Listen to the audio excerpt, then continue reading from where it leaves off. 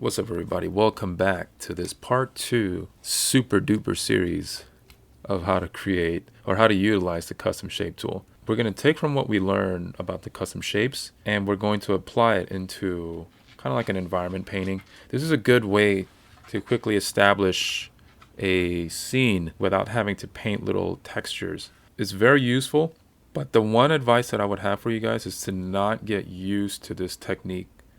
Just don't solely rely on it. Like, actually go in and paint and study different environments, different structures, because the shape tool, all these little quick shortcuts are only going to help your knowledge. If you don't know how something looks, your paintings are going to be very limited. In the beginning, I'm establishing basic foreground, midground, and background values. And I try to make them as solid as possible, because once again, we're going to fill these in with the custom shape tool.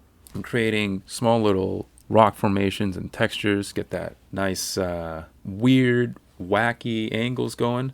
Now, the one thing I want to point out when we're using the custom shape tool is you notice that the tool is solid values. We're referring to Hulk size paintings for this week as inspiration, and we're trying to mimic that style of solid value imprints. We're not doing large shades. We're pretty much going in with like 3 or 4 basic values, kind of like a light, medium, dark, darker, or even light. Now, he does utilize a lot of line work, but we're not going to be worried about that.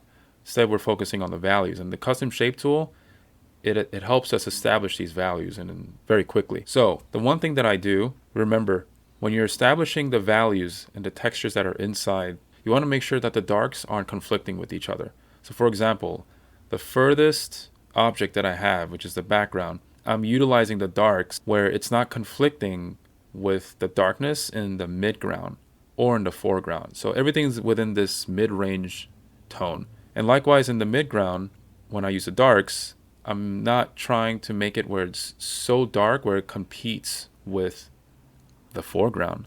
That way things read well. We're not confused, like what the heck's going on. So as I'm going, I'm quickly just establishing shapes. I'm going through a custom library. Oh, by the way, you can look up custom shape tools if you don't want to make your own and find what works best for you.